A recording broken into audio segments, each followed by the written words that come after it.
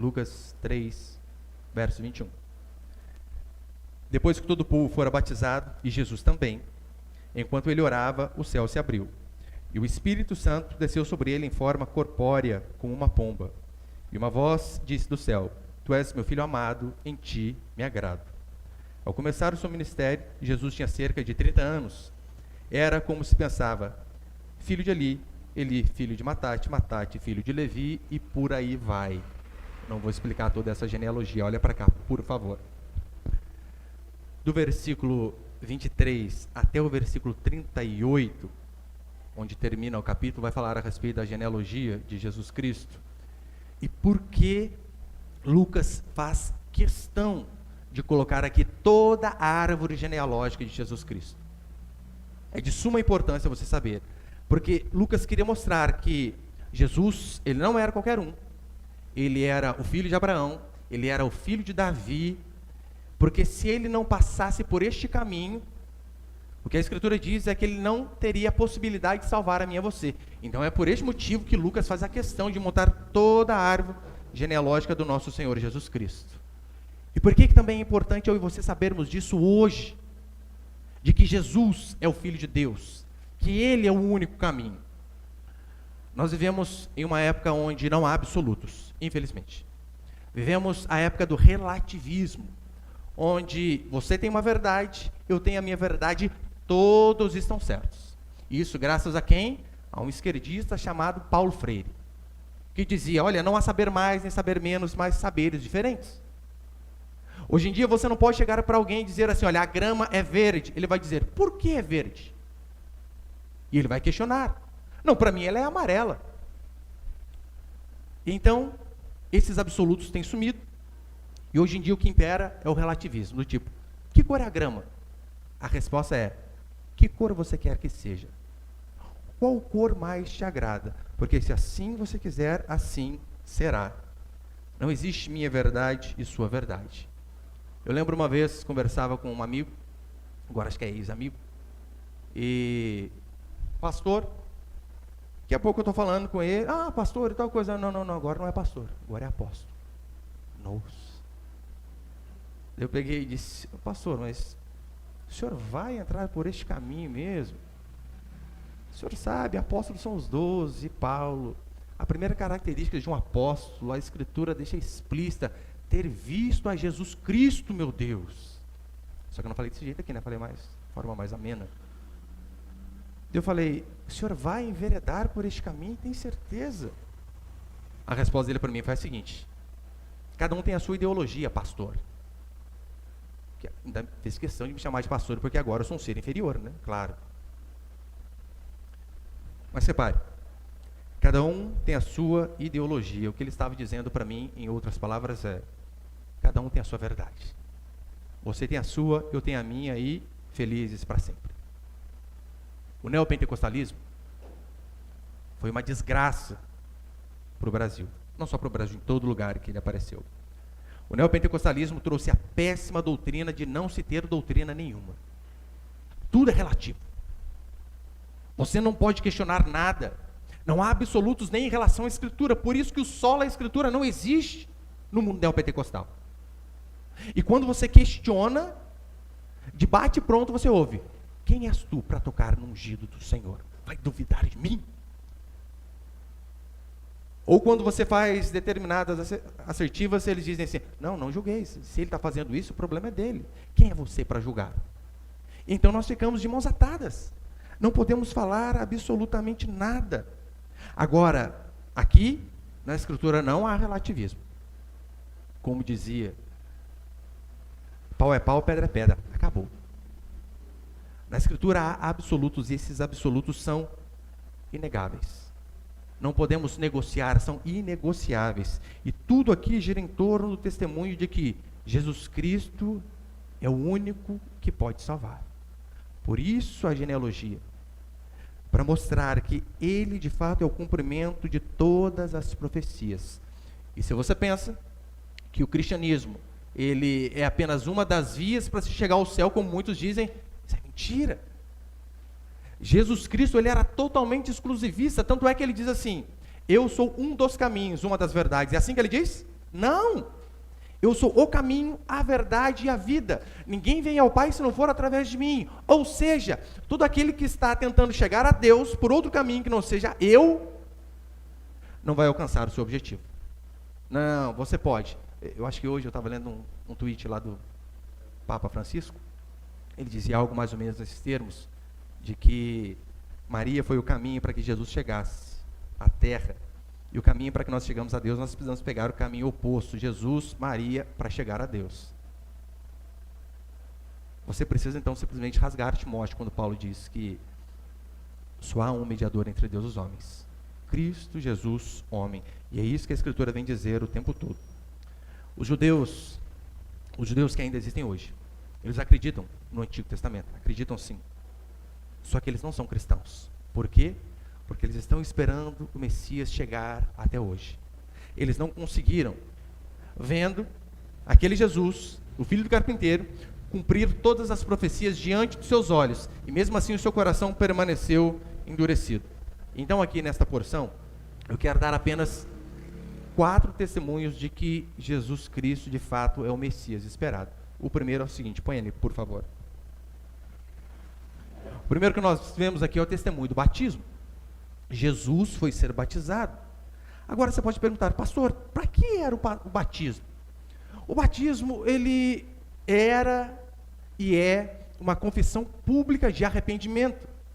Quando nós decidimos passar pelas águas, o que nós estamos dizendo é, de forma pública, que somos pecadores. Não é algo que nós nos orgulhamos dizendo, eu sou perfeito. Não, o batismo ele prova o contrário. Você está dizendo diante do pastor ou de outra pessoa que o batize, diante das pessoas que estão ali testemunhando, que você é falho, pecador, imoral, e que você por si mesmo não consegue chegar a Deus. É isso que significa o batismo. Agora, o que explica Jesus Cristo, sem pecado, batizar? O que a Escritura vai dizer é que ele veio para cumprir toda a justiça. Por isso, mesmo sem pecado, ele precisou passar por isso. Mateus 3,15, o Evangelho vai dizer assim: e Jesus te respondeu, deixe por enquanto, porque assim nos convém cumprir toda a justiça. Então João consentiu. Aqui, Mateus também está falando a respeito do batismo de Jesus Cristo. João ele diz assim, eu é que queria ser batizado por ti, e vem o Senhor a mim?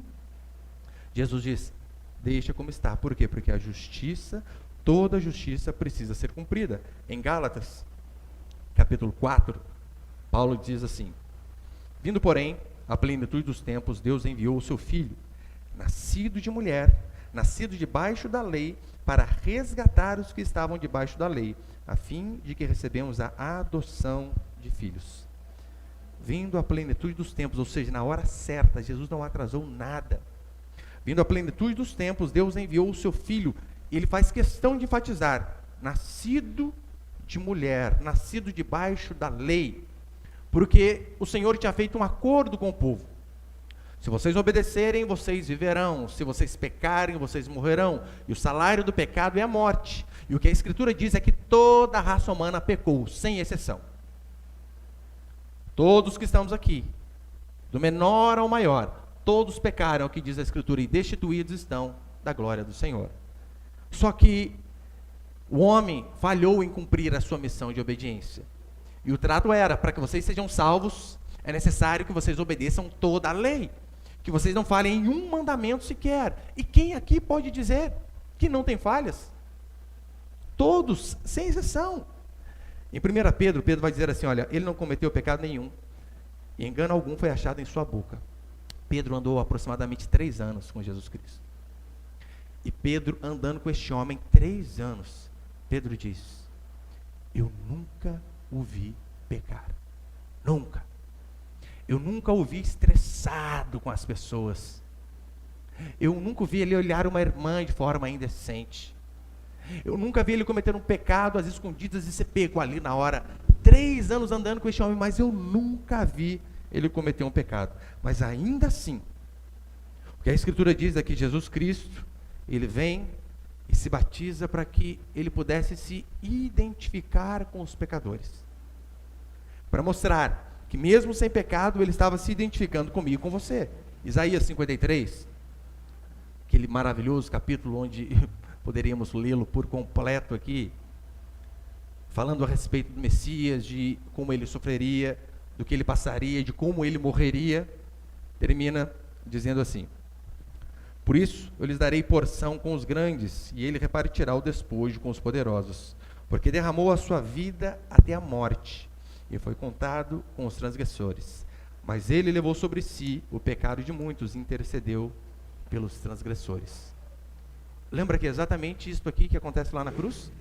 Quando Jesus está sendo crucificado, aqueles homens que o levaram à morte, que bateram, cuspiram, o chicotearam, ele diz assim: Pai, perdoa-os, eles não sabem o que fazem. E ele estava ali justamente no meio de dois transgressores, porque era necessário que alguém pagasse o preço da nossa dívida. É isso que toda a Escritura vai dizer. Era necessário que alguém morresse para que os nossos pecados fossem perdoados. Porque se o salário do pecado é a morte, e todos, sem exceção, pecamos, alguém precisou morrer em nosso lugar. Essa conta, meu irmão, não é paga, deixando para depois. Aqueles cordeiros que eram mortos no Antigo Testamento, todos eles eram símbolos de um cordeiro que viria.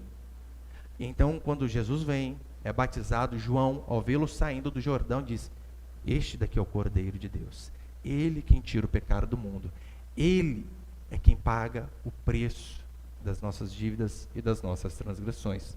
Então, o primeiro testemunho que nós vemos é a questão do batismo. O segundo princípio, o testemunho do Espírito Santo através de pessoas honradas. O Espírito Santo testemunhava que Jesus era o Filho de Deus.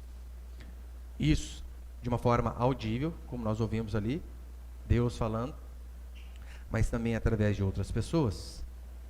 No seu batismo, o Espírito Santo desce de forma corpórea, como nós lemos aqui sobre Jesus Cristo, em forma de pomba. Isso era para que João, vendo aquela cena, tivesse a certeza: este daqui é o Messias. Este daqui é aquele que nós temos esperado durante anos, durante séculos. Lembra que os profetas sempre disseram que um dia viria o Salvador. E então, depois do último profeta, 430 anos aproximadamente de silêncio até João Batista. E este João, para ter a certeza de que aquele que estava vindo após ele era de fato o Messias, o esperado, Deus faz com que o Espírito Santo desça sobre ele em forma de pomba, para que João não tivesse dúvidas nenhuma. João 1,33, a Escritura vai dizer assim: eu não o conhecia, mas aquele que me enviou para batizar com água disse-me: aquele sobre quem vir descer e permanecer o Espírito, este é o que batiza com o Espírito Santo. Então, este fato aqui não é nada desconexo, não é nada por acaso. É apenas o Senhor confirmando aquilo que ele tinha prometido.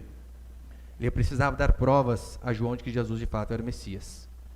E convenhamos, a profecia do próprio João já dizia, ele sabia: aquele que vem depois de mim, como eu preguei no último domingo, eu não sou digno nem de desatar as suas sandálias. Só que repare, o testemunho do Espírito Santo, aqui de forma corpórea, através da pomba, mas também através de pessoas honradas. João Batista era quem dava testemunho de Jesus Cristo, dizendo: este daqui é o Cordeiro de Deus. Lembra que as pessoas perguntavam para ele: é você, o Messias, o esperado? E as pessoas mandaram até uma comitiva perguntando: João, quem és tu? É você aquele a quem nós tanto esperamos? Ele diz: não, não sou eu, de forma alguma. É aquele que vem depois de mim. Agora, João Batista, ele tinha um testemunho exemplar diante das pessoas. João era alguém honesto. João era sacerdote. João era íntegro. João era fiel a Deus. E ele morreu por conta de sua fidelidade. Eram essas pessoas de uma índole ímpar, inquestionável, que davam testemunho a respeito de Jesus Cristo. Coisa que nós não vemos hoje em dia. Essa semana, eu não sei se você deve ter participado da mesma tristeza que eu participei. O nosso Supremo Tribunal Federal, que é uma vergonha, além de ter anulado o processo do maior bandido que essa nação já viu. Ele considerou suspeito aquele juiz que o julgou, um juiz concursado de primeiro grau.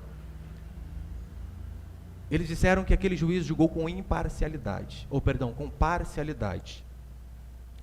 Um juiz, com provas robustas, condenou um criminoso. Delações premiadas, dinheiro sendo devolvido, todas essas coisas. Não apenas isso, depois ele vai para um tribunal colegiado, TRF4, 3 desembargadores.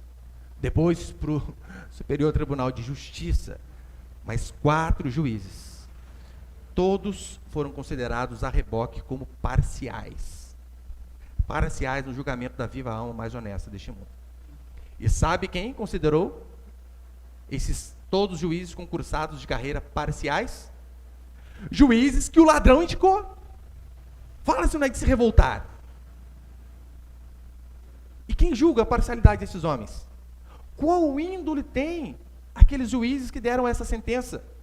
A não ser soltar ladrões à torta e à direita, soltar corruptos, bandidos. Com Jesus Cristo não eram essas pessoas que davam testemunho dele, de forma alguma. Eram pessoas como João, eram pessoas como os apóstolos, eram pessoas como Paulo, pessoas que de fato sofreram por conta de uma verdade. Paulo vai dizer que ele foi açoitado, fustigado com varas. Aquele açoite que Jesus recebeu, ele recebeu 5. Dado como morto, apedrejado, naufrágio, várias desgraças aconteceram na vida daquele homem por conta do seu testemunho, da verdade a qual ele cria. Isso é de suma importância. Sabe por quê? Você vê quem dá testemunho a respeito da nossa fé e quem dá a respeito das outras. Nós temos como testemunhas homens honrados como João, como Paulo e como os apóstolos. Só que ainda assim as pessoas talvez digam assim: não, mas religião são todas iguais. O que importa é você ter uma. Você precisa ter uma resposta. Pode dizer, não, o cristianismo é diferente. Como diz o apóstolo Pedro, que nós devemos estar prontos para dar resposta a respeito dos questionamentos. Por que que o cristianismo é diferente? Por que que a fé cristã não é mentira? Você consegue bolar um argumento lógico para que você possa debater ou convencer alguém de que a sua fé é verdadeira? Ou você simplesmente, quando questionam você, por que que você é cristão, você diz, é porque o meu pai era cristão. Ou, não sei se você já ouviu aquela história, nem se ouviu, vou falar de novo. Conta-se uma vez que uma senhora, que um rapaz casou com a sua esposa, e então ele chegou na primeira ceia de Natal, ele percebeu que a esposa dele cortava as asas do peru de Natal e fazia separado o corpo. E ele disse assim para sua esposa, por que você faz desse jeito? Por que você corta as asas do peru? E a mulher respondeu, a minha mãe faz assim. Ele, não, interessante. Foi na mãe, na sogra. Ô minha sogra, tudo bem? Por que a senhora na ceia de Natal corta as asas do peru? E a resposta dela foi, a minha mãe faz assim. E então ele foi lá na velhinha e perguntou para a senhorinha dizendo, minha senhora, tudo bem? Me tira uma dúvida, por que a senhora corta as asas do peru de Natal quando a senhora vai fazer a ceia? E a resposta da vozinha foi a seguinte, é que minha panela é pequena. Só isso. As pessoas, às vezes, elas são assim. Elas vão reproduzindo aquilo que aprenderam sem saber o porquê. Então, nós precisamos estar aptos a dar razão da nossa esperança. Por que que a fé cristã não é mentira? Convenhamos, se essas pessoas que deram testemunho a respeito de Jesus Cristo estivessem mentindo, o que elas ganharam contando essa mentira? Inventando essa mentira? Para que, via de regra, as pessoas mentem?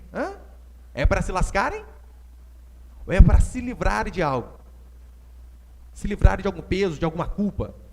Via de regra, é por isso que as pessoas mentem. Agora, se esses homens, eles de fato estivessem mentindo, o que eles ganharam com essa mentira foi ver seus filhos mortos, muitos de seus amigos decapitados, outros incendiados, mulheres cerradas ao meio, estupradas. Você acha que se fosse de fato mentira, eles continuariam afirmando, eu vi este Jesus que foi crucificado e morto na sexta, No domingo ele estava de pé. Os meus olhos viram. Se fosse mentira, diante da morte de seus parentes, você acha que eles continuariam afirmando isso? De forma alguma. Então, quando as pessoas disserem para você assim, olha, religião é tudo igual, você diz, não, não é. Não é, de forma alguma. O cristianismo ele é ímpar. O cristianismo é diferente justamente por conta disso. Eu sei que até médicos, eu já li pesquisas dizendo que muitos dizem que é importante você ter fé na hora da enfermidade, na hora do luto, na hora da dificuldade, não importa onde seja a sua fé. É importante que você tenha fé porque você vai passar pelo momento de dificuldade melhor. Então, creia em alguma coisa. Se for na Bíblia, bem. Se não for, qualquer coisa. Eu tenho um parente, ele mora na Europa, muito bem resolvido financeiramente. E uma vez ele conversando comigo a respeito disso, falando a respeito, né, das várias fés. Tomar cuidado para não falar fés, plural errado, né? Daí dá besteira, né? Ele falando a respeito de várias crenças que existem. E então ele pegou uma pedra e disse assim para mim, olha, eu aprendi a ter fé nesta pedra. A pegá-la, colocá-la aqui no meu coração. E se eu pedir algo de todo o meu ser para essa pedra, isso vai se resolver. E eu do outro lado do WhatsApp só pensei, né? Falei, louco, fumou maconha, só pode. Só pode. A Vinícius sabe quem que é. Só pode. Mas eles dizem isso. Não importa em que você tenha fé, mas tenha fé. O evangelho chegou a mim e a você, não através de pessoas que pegaram uma pedra e disseram, ai, pedra querida, realize meu sonho. Não. Essa escritura, a qual eu e você hoje ainda temos o privilégio de andá-la com ela para qualquer lado, de lê-la, estudá-la. Essa escritura chegou a mim e a você através de cabeças decapitadas, através de homens que foram incendiados para funcionarem de iluminação para as ruas de Roma, através de mulheres que foram violentadas por vários homens de uma vez, que viram seus filhos um a um morrendo diante dos seus próprios olhos e por último tiveram os seus olhos vazados, furados, para que a última imagem que eles tivessem eram dos seus filhos mortos. Como diz Tertuliano, o sangue dos mártires é a semente da igreja. O cristianismo não é qualquer fé. O cristianismo não é qualquer religião, pode ter certeza. Jesus não é uma via que nos leva ao céu. O que a Escritura vai dizer, de forma categórica, é que Ele é o único caminho que pode nos levar ao Senhor. Terceiro princípio, o testemunho do próprio Deus. Verso 22. O Espírito Santo desceu sobre ele em forma corpórea como uma pomba, e uma voz disse do céu: Tu és meu filho amado, em ti me agrado, ou em ti me comprazo. Aqueles homens que estavam ali junto com João ouviram aquela voz. Se você ler os evangelhos sinóticos, que são Mateus, Marcos e Lucas, se você já os leu, você sabe que eles falam em si as mesmas coisas. Alguns com uns detalhes a mais do que o outro, tirando João, que é um pouco diferente. Esses outros três evangelhos são chamados de sinóticos justamente por falarem as mesmas coisas com algumas diferenças, alguns pontos de vista. Eles compartilharam ali o mesmo fato. A diferença é que um atentou para determinado detalhe e outro para outro. Não é assim que funciona? Aconteceu, você viu fulano cair de bicicleta. Alguns vão dizer, nossa, ele caiu de bicicleta que a moto passou correndo do lado. Outro vai falar, nossa, ele caiu de bicicleta que a moto passou correndo, mas o motoqueiro passou buzinando. E essas diferencinhas básicas, é isso aqui que a Escritura vai dizer. Jesus, ele ouviu do Pai o seguinte: eu tenho prazer, me comprazo em você. Diante dessa frase, tem muitas aplicações totalmente práticas em nossa vida. Muitas. O que dá para a gente tirar disso é que, às vezes, nós ficamos tão preocupados com o elogio das pessoas aqui, com o que elas podem falar a respeito de nós, que acabamos esquecendo de que o principal é saber o que o nosso Deus pensa a nosso respeito. Olhe para o exemplo do nosso Senhor. ele ouve do Pai: em ti eu me agrado. E o que ele ouviu quando ele estava aqui na terra? Tu tens demônio. Olha a diferença. O mesmo Jesus, do Pai, ele ouve que o Pai se agradava dele, e das pessoas ele ouvia: você é um endemoniado. No livro de Marcos, vai dizer que os seus próprios parentes queriam prendê-lo e diziam que ele era louco. Meu irmão, se até a família do cara não gostava dele, você imagina as angústias que Jesus não passava.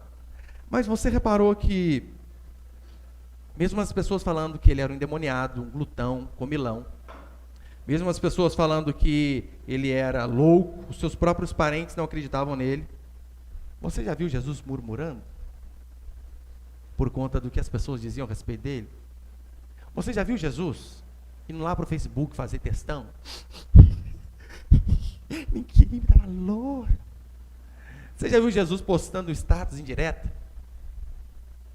Aquele que não me ajudou. Aquela risada maquiavélica, né? Você não vê ele fazendo isso, colocando hashtag magoado. Por quê? A sua preocupação era: o que meu pai diz a meu respeito? Porque, meu irmão, se eu e você estamos em Cristo, o que importa do que dizem a nosso respeito?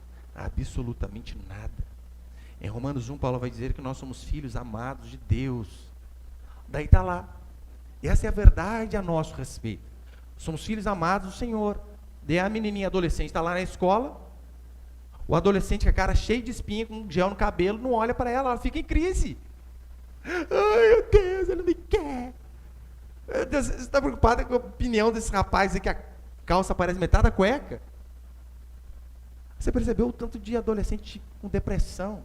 Na verdade, muita frescura, vamos dizer a verdade. Porque, fulano me ignorou.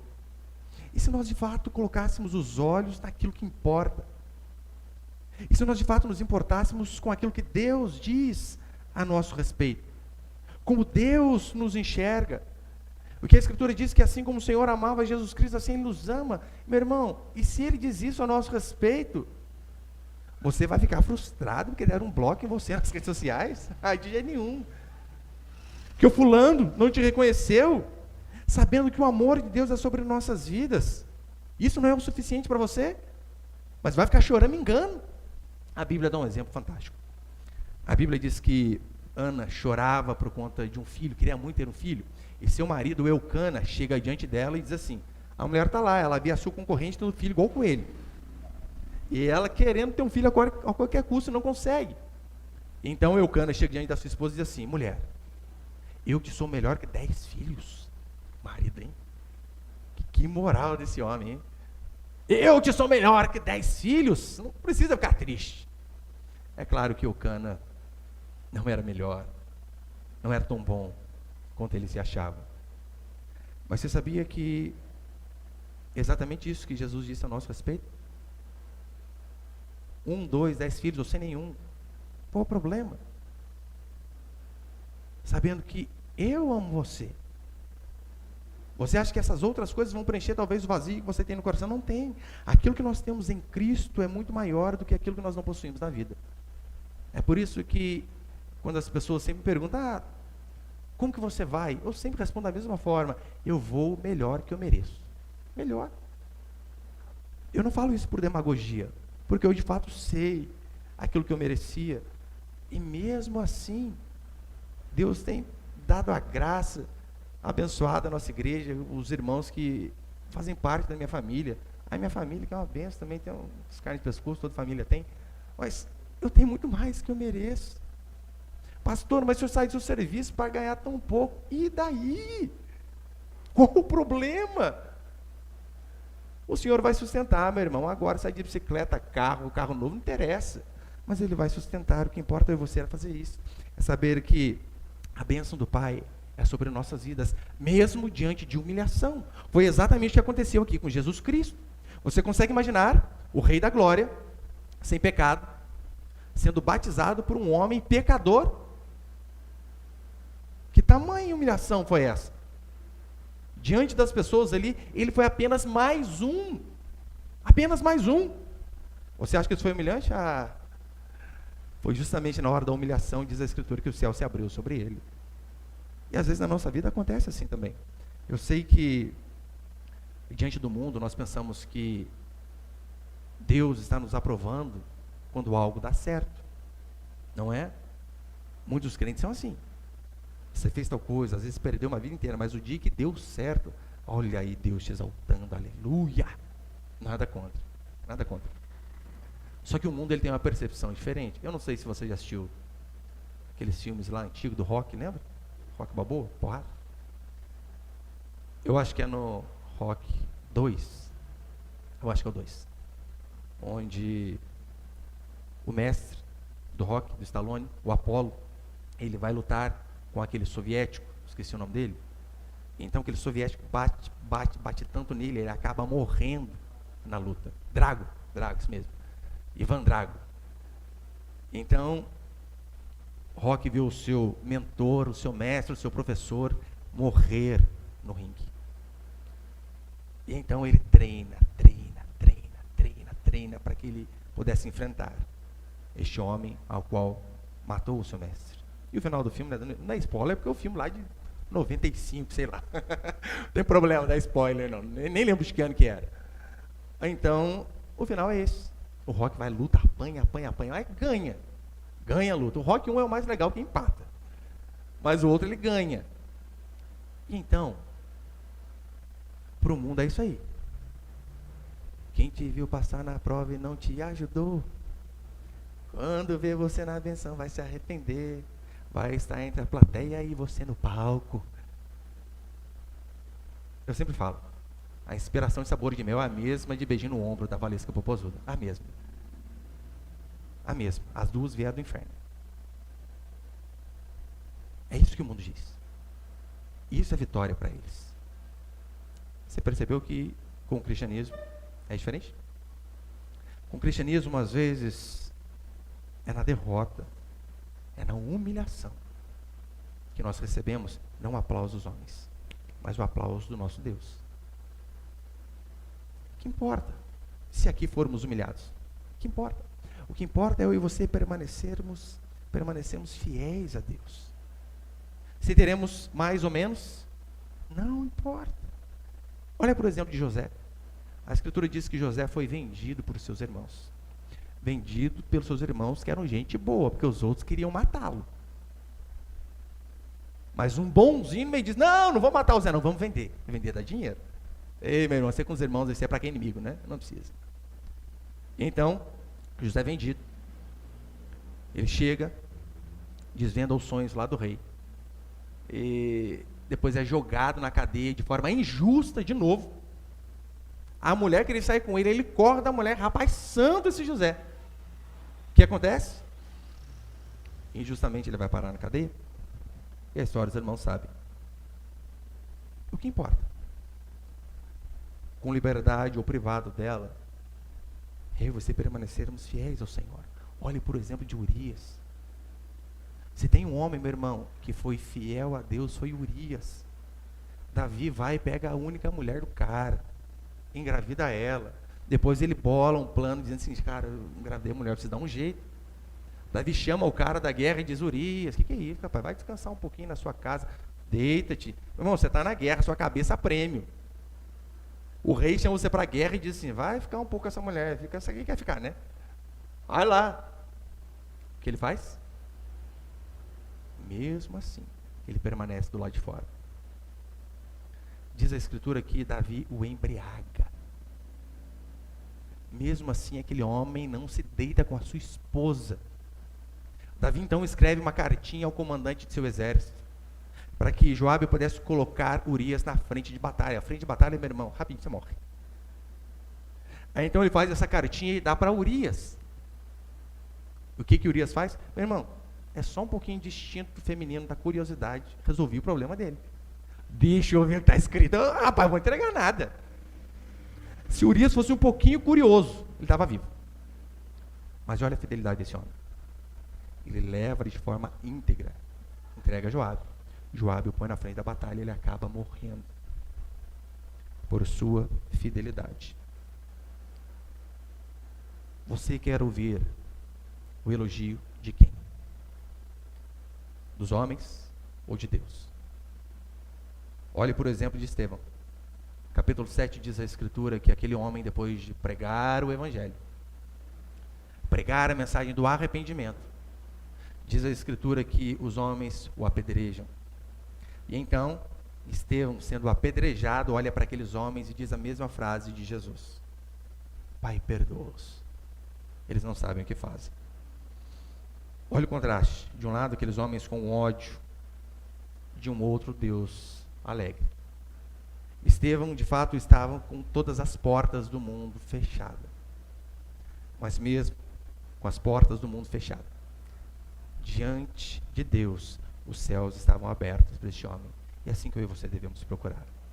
É sermos fiéis e agradar ao nosso Deus. E para encerrar, põe ali o quarto, Vinícius, por favor. Não precisa não. O quarto princípio é o seguinte. O testemunho da genealogia. Versículo 38. Daí vai falando, filho daquele, filho daquele, filho daquele. Termina dizendo assim: Cainã, filho de Enos. Enos de Sete, Sete de Adão, Adão de Deus. Para provar que Jesus Cristo era o Messias, era aquele prometido lá atrás. Põe ali Gênesis, por favor, Samuel. Gênesis 3, verso 15. Lá no começo, olha o que vai dizer a Escritura. Deus dizendo assim: porém inimizade entre ti, ali, lembra? Entre ti quem? Entre a serpente, que tinha enganado Eva, e a mulher. Esse era o embate. Porém inimizade entre ti e a mulher, ou seja, entre a serpente, entre o diabo e a mulher, entre a tua descendência e a descendência dela. Esta te ferirá a cabeça, e tu lhe ferirás o calcanhar. Fazendo uma alusão clara aqui de que Satanás, ele iria ferir o calcanhar do Salvador. E isso que os teólogos dizem que de fato aconteceu quando Jesus foi crucificado e morto. Aquela ali foi a ferida no calcanhar. Mas, no mesmo momento que ele fosse ferido no calcanhar, ele feriria a cabeça do diabo. Aquela cruz, onde o diabo talvez tenha pensado: venci, consegui. A morte de Jesus Cristo ali foi a derrota final do diabo. Pessoas, Senhor, motoqueiro, troca de escapamento. Justamente ali, na cruz, onde o diabo pensou que venceria, ali foi o momento da sua derrota. Mas repare, era importantíssimo que Jesus viesse como homem. Mas a pergunta é: se todos se tornaram pecadores? Porque sim, Adão, ele foi o representante da nação, o representante da raça humana. E Adão, como homem, ele pecou e por conta disso o pecado passou a todos. Como então surgiria alguém sem pecado diante de uma nação toda corrompida, diante de um povo todo corrompido, de uma humanidade toda corrompida?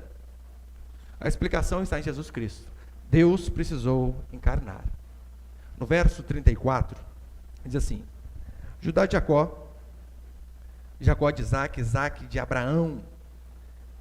Por que Lucas mostrou que Jesus teria que vir da descendência de Abraão? Lembra a promessa feita lá em Gênesis? A promessa de que em ti, Abraão, serão benditas todas as nações? Ali é uma promessa um pouco mais ampla, mas em teologia chamamos de revelação progressiva. O Senhor, ele vem com o tempo se revelando de forma progressiva. Lá ele diz: de ti, Abraão, sairá aquele que há de reger as nações, ou perdão, em ti serão benditas todas as nações. Só tinha um detalhe: deve se lembrar de que Abraão era estéril, que a sua mulher era estéril, e Abraão já era velho, não tinha Viagra naquela época, o negócio era difícil. Está lá um homem de 75 anos, e Deus diz: você vai ter um monte de filho, rapaz. Hoje em dia já é difícil, imagina naquela época. Tinha esse problema. Então nós vemos até o pai da fé duvidando, até a esposa dele duvidando. Mas então Deus vai mostrando a sua revelação de forma progressiva. Ele diz assim: não apenas de Abraão, ele também virá de Judá. Lembra o exemplo de José? José, ele é vendido por seus irmãos, e entre esses irmãos estava Judá.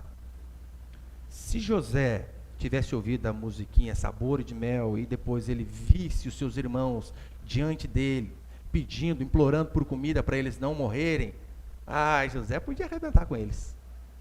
Sabe o que é interessante? José não faz. Mas a Escritura diz que José diz assim: aprove ao Senhor me enviar antes de vocês.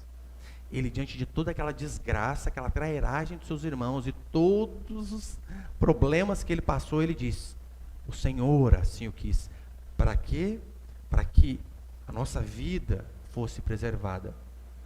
Porque José então cede comida à sua família.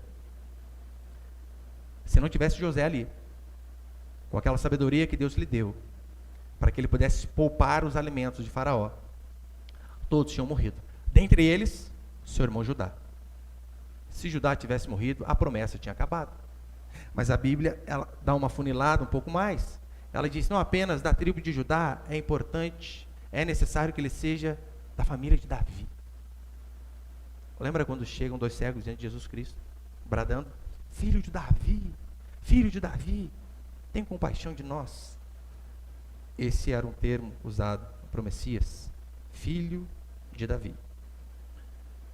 O povo de Israel quase foi destruído inúmeras vezes. Inúmeras. De várias vezes não sobrar absolutamente quase nada. Diz a Escritura que eles passaram por uma fome tremenda, a ponto de comerem os seus próprios filhos. O povo quase se extinguiu. Diante de Faraó foi a mesma coisa. O povo começou ali apenas com poucos, apenas com a família de José, então foi crescendo. Daí Faraó, astuto, disse: rapaz, esse povo está crescendo demais, já eles se revoltam contra mim.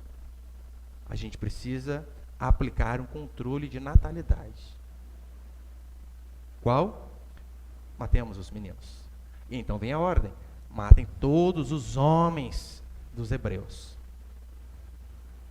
Você lembra que duas parteiras, duas senhoras chamadas Sifra e Poá, elas resolvem peitar Faraó e não obedecer ao rei. Mulheres de coragem, que tinham a ordem: mate. E elas: não vamos. E então quando o Faraó vem inquiri-las e diz o seguinte: olha, o que está acontecendo? Eu não mandei matar os meninos, por que eles não estão morrendo? Olha a astúcia delas: a gente queria, mas quando a gente chega para ajudar no parto, as hebreias são tão fortes que os filhos já saíram. E ali, por conta dessas duas mulheres corajosas, as crianças não morrem, os meninos. E desses meninos sai quem? Moisés. Olhe, já estou encerrando, olhe por exemplo de Esther. O exemplo de Esther é um exemplo fantástico. Diz a Escritura que o rei chama a sua esposa, a rainha Vasti, diante de um banquete para mostrar: olha, eu vou mostrar para vocês aqui, ai, como é linda a minha mulher. E a mulher não vem, rebelde, feminista, Betty Friedan da vida, não obedece. E então, diz a Escritura que o rei a manda embora. Você não quer? Ah, tá bom, vou fazer um concurso de beleza aqui, Miss Palácio. Não é esse nome, claro, né? Ele então manda buscar as mulheres mais bonitas do reino. E elas ficam um ano se embelezando. Irmã, isso aí que é a vida. Imagina um ano de Mary Kay. Oh, é glória para as irmãs. Um ano se embelezando. E então, dentre todas aquelas mulheres bonitas, Deus escolhe, o rei escolhe quem? Esther. Daí você pensa assim: pastor, mas aquele rei sabia, né? As mulheres todas eram bonitas, mas Esther era íntegra, honesta. Era nada, irmão, foi só por causa da beleza. O texto não diz nada. Ele olhou: rapaz, é essa aqui que eu quero. Você acha que ele estava pensando em quê? Ele queria aquilo que ele queria mesmo. Então diz a Escritura que, por conta da beleza de uma mulher, uma beleza que mais tarde também se transformou em coragem, porque Esther, sabendo que ela podia ser morta se ela chegasse diante do rei sem avisar, mesmo sendo rainha, diz a Escritura que um homem maquiavélico chamado Amã, ele bola um plano para que o povo de Deus fosse morto. E então Esther, bonita, que já estava lá, você consegue imaginar? Olha, Deus fez uns para serem médicos, mecânicos, eletricistas, e Deus fez você para quê? Fez eu só para ser bonita, só para isso. Assim foi Esther. Mas até na beleza dessa mulher tinha um propósito, e não era ficar lá, né? Não, não era ficar posando potinha, não. Até na beleza tinha um propósito. E então você junta a beleza dessa mulher com a coragem. E ela chega então e conversa com o rei. E o final os irmãos lembram, né? Na verdade, a mãe acaba morrendo. E para encerrar, só vou dar o exemplo do exílio. Israel pecou tanto, a ponto de comerem os seus próprios filhos, como eu falei. Em 1 Reis, vai dizer que o rei da Síria vê que o povo estava quase minguando, quase acabando. Ele então traz pessoas de fora para que a descendência daquele povinho que estava quase acabando continuasse. Imagina a cabeça do rei, rapaz, vai acabar esse povo, traz o povo de fora aqui para eles arrumar filho. Então nós vemos, os egípcios acabaram. Impérios poderosos como o Império Egípcio, acabou. Os assírios, os medo-persas, os babilônios de Nabucodonosor, todos eles caem. E um povinho minúsculo, chamado povo de Deus, permanece. Imagine como era ali. Aqueles judeus, eles ansiavam pela vinda do Messias, constantemente. Provavelmente eles contavam para os seus filhos, dizendo, olha, vai vir o Salvador, vai vir. E aqueles meninos eram alimentados com essa esperança. E passavam para os seus filhos. E então Lucas, aqui no texto ao qual nós lemos, ele diz assim, este, a qual nós estamos esperando há anos, é o carpinteiro. Nele se cumpre todas as profecias. Ele é aquele a qual nós esperamos. O Cristo, aquele que viria da parte de Deus. Repare que a mensagem do Evangelho, ela não é tão pobre como os pastores da teologia da prosperidade pregam. Porque sim, a teologia da prosperidade é de uma pobreza tamanha. Porque eles prometem apenas bens materiais aqui na terra. Miserável. A mensagem do Evangelho não é sobre uma casa na praia, sobre um carro novo, sobre status. Não. A mensagem do Evangelho não é nem de aprovação diante das pessoas. Não é. A mensagem do Evangelho, ela é transcendente. Ela vai muito além disso daqui. Ela fala de fato sobre o perdão dos nossos pecados. Sobre a esperança em sermos salvos, não mediante as nossas forças, mas mediante a obediência de outro. Esta é a grande mensagem do Evangelho, sobre o perdão dos pecados, sobre a salvação e a glória eterna. Agora, se para você o seu Evangelho é apenas você terminar bem, vitorioso e com bens materiais, o seu Evangelho é muito pobre. Pastor, o senhor é contra essas coisas? De forma alguma. Mas eu sigo o que Paulo diz. Se a nossa esperança em Cristo se limita apenas a esta vida, somos os mais infelizes de todos os homens. Meu irmão, ainda que eu e você venhamos a terminar os nossos dias pagando aluguel, carro velho ou até sem carro, com marido ou sem marido, com filho ou sem filho, ainda que eu e você venhamos a terminar a nossa vida bem de saúde ou acometido por um vírus, por um mal súbito, o que importa é terminarmos fiéis. Este deve ser o nosso objetivo existencial. Ser fiel a Deus em todos os momentos. Quando as pessoas estiverem vendo, sim, mas até no nosso íntimo, aquele momento onde você pega o seu celularzinho, liga a internet e ninguém o verá. Oh, que a fidelidade permaneça. A mensagem do Evangelho diz que assim como Jesus foi o primeiro a ressuscitar, aqueles que morrem crendo nele, um dia também ressurgirão. Ainda que os seus corpos terminem dilacerados, decapitados, incendiados ou enfermos. A verdade que nós temos é a que Paulo diz. No final de sua vida, quanto a mim, já estou sendo oferecido por libação. Combati o bom combate, completei a carreira, guardei a fé. Mas ainda que eu esteja terminando aqui sozinho, ele diz assim, agora a coroa da justiça me está guardada, a qual o Senhor, reto juiz, tem preparado não somente a mim, mas a todos quantos amam a sua vinda. Essa é a sua esperança. Saber que, diante de todas as dificuldades, a nossa fidelidade e a nossa fé no Senhor devem permanecer. Não importa o fim, o que importa é que venhamos a terminar crendo que a nossa salvação depende apenas do nosso Senhor Jesus Cristo. Amém, meus queridos?